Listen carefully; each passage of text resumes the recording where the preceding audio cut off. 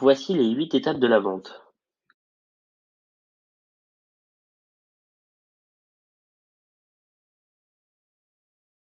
L'accueil physique. Elle se mesure par différents critères. Les critères quantitatifs, avec le délai de prise en charge et durée moyenne d'attente. L'accueil téléphonique. L'accueil téléphonique est virtuel, donc il faut bien sourire pour que la personne l'entende, il faut bien articuler afin de se faire comprendre à 100%. Technique d'accueil téléphonique. Grand A, organiser l'accueil téléphonique. Pour faire de l'accueil téléphonique, il faut être dans un endroit calme, avec un bureau, un téléphone et être équipé d'un bloc-notes stylo. De plus en plus d'entreprises ont ensuite recours au couplage téléphonique informatique qui permet de savoir automatiquement qui appelle lorsque le numéro d'appel s'affiche. Lors de la prise de contact, l'identité du client est vérifiée à l'aide de quelques questions: numéro du client, adresse, numéro de téléphone.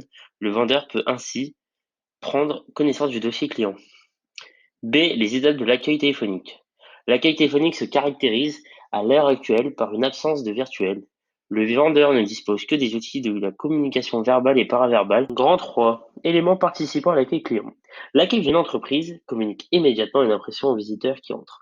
Dans les 30 secondes par exemple. Si la file d'attente est trop longue, c'est que l'entreprise n'est pas efficace. Plusieurs clés sont alors faites pour le faire. La première clé est l'organisation. Le client attend que l'entreprise facilite son attente. La deuxième clé est la décoration, pour que le client patiente de façon agréable. Et la troisième clé, le fait de penser à s'occuper de ses Grand 4. L'accueil virtuel. L'accueil virtuel se réalise sur une ou plusieurs landing pages, sur laquelle le client atterrit après avoir cliqué sur le lien référence dans un moteur de recherche ou d'un bouton de call to action. Ce call to action peut provenir d'un clic sur un display. Une bonne landing page doit présenter un visuel attractif et peu de texte, comporter des mots-clés.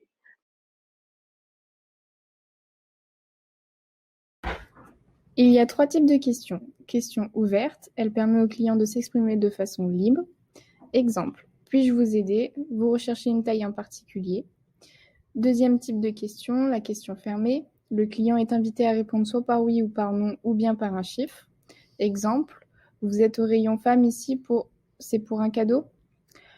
Troisième